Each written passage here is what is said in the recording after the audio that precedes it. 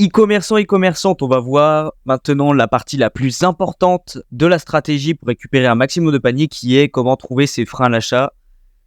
On est parti sur le sommaire. Donc, qu'est-ce qu'un frein à l'achat ? On va voir ensemble ce qu'est un frein à l'achat du point de vue marketing. Ensuite, on va voir pourquoi c'est super important, pourquoi c'est ultra important. On va voir les erreurs communes de ce que les gens pensent que sont un frein à l'achat, mais qu'en fait, c'est pas vraiment un frein à l'achat, ou alors c'est vraiment le bas étage du frein à l'achat. Et je vais vous donner quelques exemples en même temps pour bien comprendre et bien intégrer ces informations.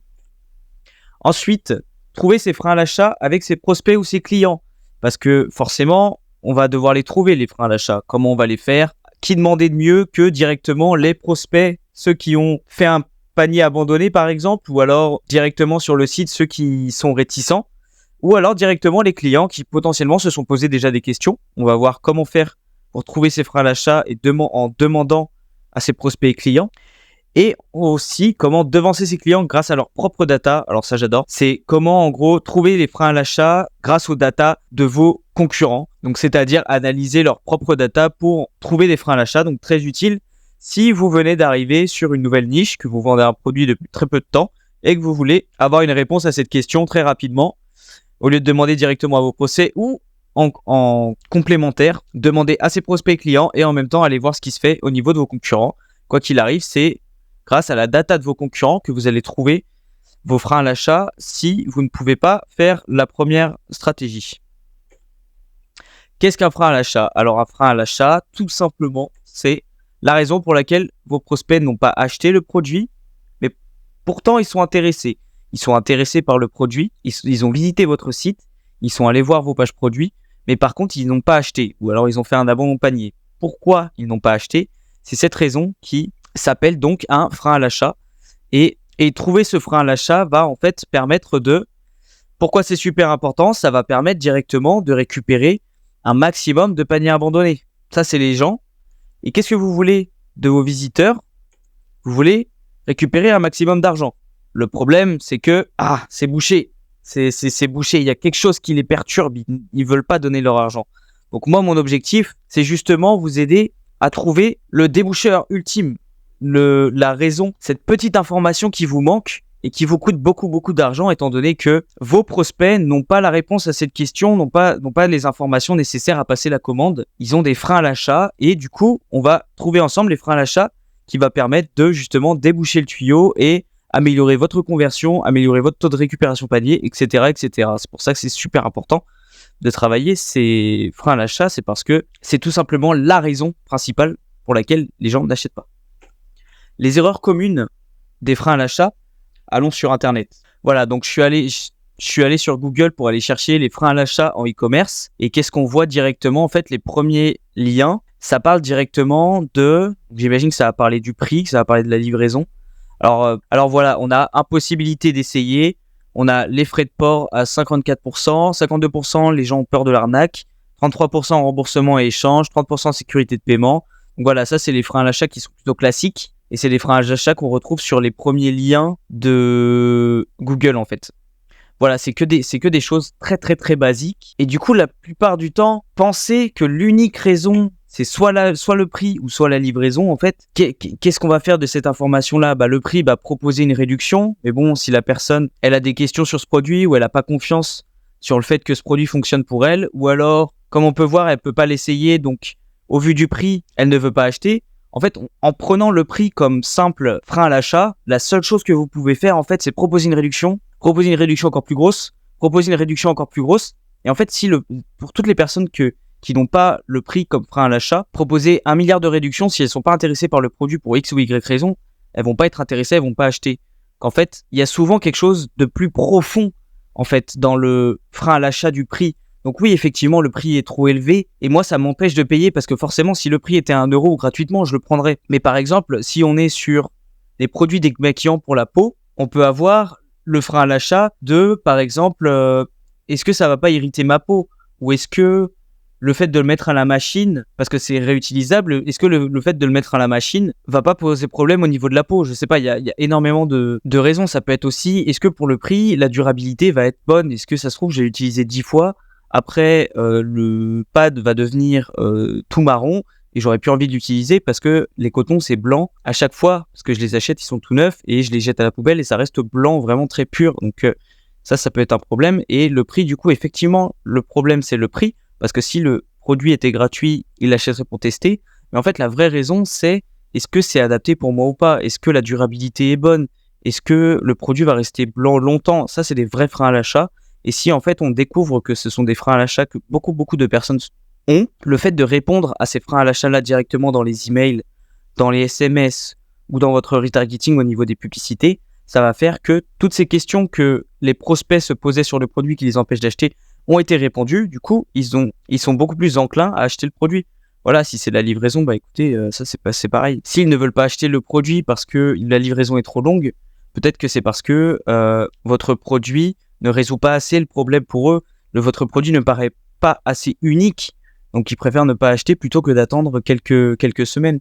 Ou peut-être que votre produit ressemble au produit de tous les concurrents, sauf que vos concurrents ont une livraison qui est plus rapide. Voilà, donc tout ça, c'est des freins à l'achat. Enquête maintenant de ces freins à l'achat, justement, comment on va trouver ces freins à l'achat-là. J'ai fait une petite liste, on va les voir un à un ensemble. Donc, demandez directement à ses clients. Une enquête pop-up pré- et post-achat. Donc, en fait, c'est un petit pop-up qui est au niveau... là, imaginez c'est un site internet. Là, il y a une petite enquête qui va s'ouvrir, un petit pop-up qui dit, au bout de, par exemple, 1 minute sur le site, qui dit « Avez-vous des questions concernant le produit ? Avez-vous des raisons qui pourraient vous empêcher d'acheter le produit ?» Des choses comme ça, avec une liste à puces. Ça peut être, donc ça c'est en pré-achat, ça peut être au bout de 1 minute, par exemple. L'enquête post-achat, ça va être ce même petit questionnaire, mais qui va être une fois que la personne a payé. Donc, il y a une phrase très importante à mettre après achat, c'est merci beaucoup de votre achat. Cependant, avant de préparer votre commande, nous aimerions savoir quels sont les éléments qui vous ont posé le plus problème dans votre décision d'achat. Ou des choses comme ça, où en gros, on demande avant de préparer votre commande, répondez à cette question. Et là, on va poser des questions et on a un taux de réponse qui est de à peu près 80%, entre, je dirais, 70 et 80%. Parce que du coup, les gens, ils pensent que le produit ne va pas être expédié ou préparé s'ils ne répondent pas à la question. C'est un petit trick, mais ça fonctionne très bien. Et en fait, ça permet d'avoir beaucoup de réponses à des questions qu'on se pose parfois sur les clientes après achat. Et l'outil, voilà, donc l'outil Lucky Orange fonctionne très bien sur à peu près tous les CRM comme Shopify ou WooCommerce. Et en fait, ça va vous permettre de faire des questionnaires exactement comme ça et poser des questions en fait sur la page de remerciement de commande. Lucky Orange, c'est top et ça permet en fait de faire gratuitement ces choses-là. Donc là, il n'y a pas à payer, c'est nickel. Et Lucky Orange, du coup, fonctionne en pré- et post-achat.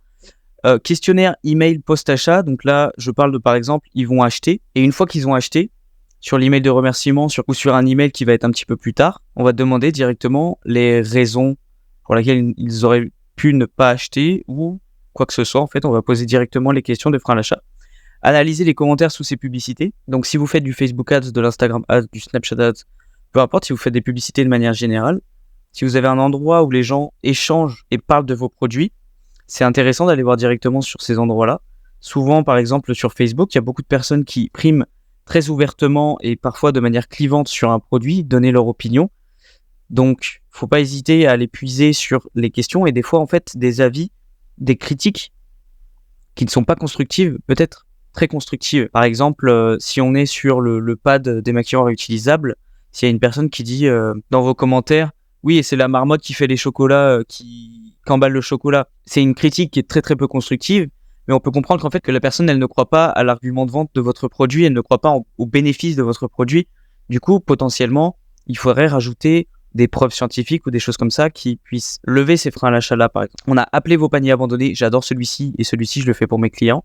Donc en gros, quand ils ont des paniers abandonnés, on va directement prendre le téléphone et appeler « Oui, bonjour, machin, de machin. J'ai vu que vous avez fait un panier et que vous n'avez pas complété le panier. J'aurais juste voulu savoir quelle était la raison dans un objectif de s'améliorer constamment. » Ils vont vous dire la raison et ensuite vous pouvez proposer par exemple un code promo. Merci beaucoup d'avoir été aimable et d'avoir discuté avec moi. Est-ce que ça vous intéresse un code promo? Est-ce que ça pourrait vous plaire? Et souvent les gens, du coup, ils vous ont eu au téléphone. En plus, ils ont un code promo. Ils achètent dans beaucoup de cas. Donc récupérer les paniers abandonnés avec le téléphone. Donc ça, c'est peut-être une autre vidéo Mais déjà, pour en savoir un petit peu plus sur son avatar, c'est super utile.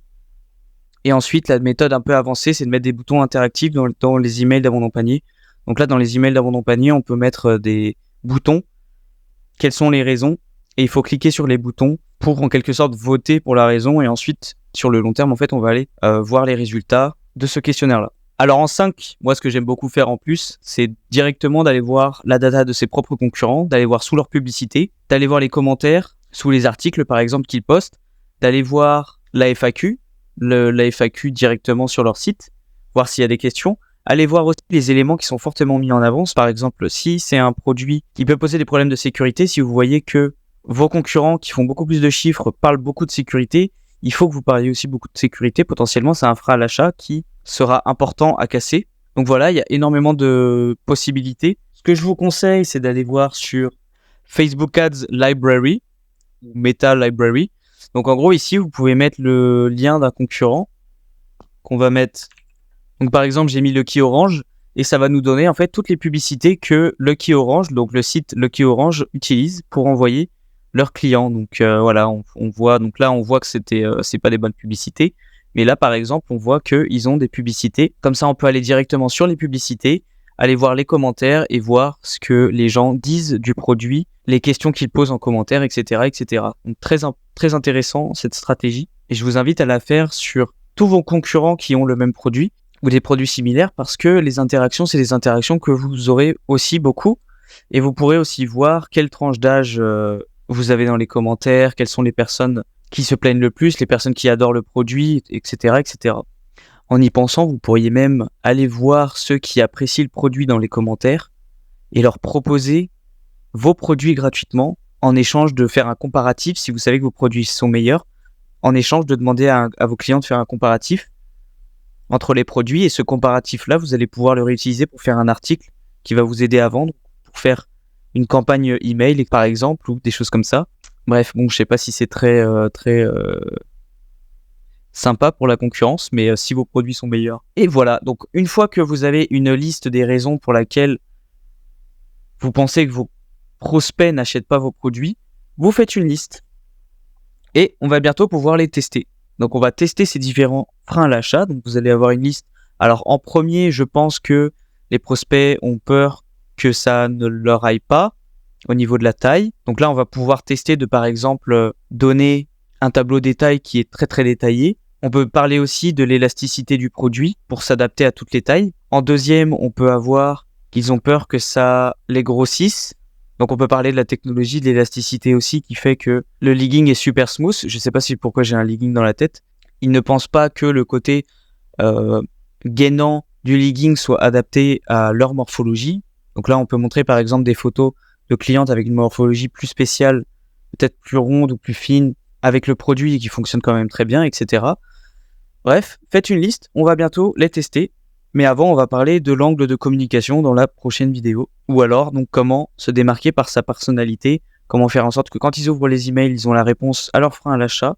Et en plus, ils ont ce petit côté un petit peu sympa qui fait que vous passez pas inaperçu et directement, ils ont confiance parce que vous partagez votre personnalité, voilà quoi. Est-ce que vous avez appris quelque chose? N'hésitez pas à me le dire en commentaire, likez la vidéo et puis on se voit du coup pour la prochaine vidéo qui est comment du coup trouver son angle de communication, le côté personnel de votre marque, trouver la personnalité de votre marque qui vous fera vous démarquer des concurrents. À plus.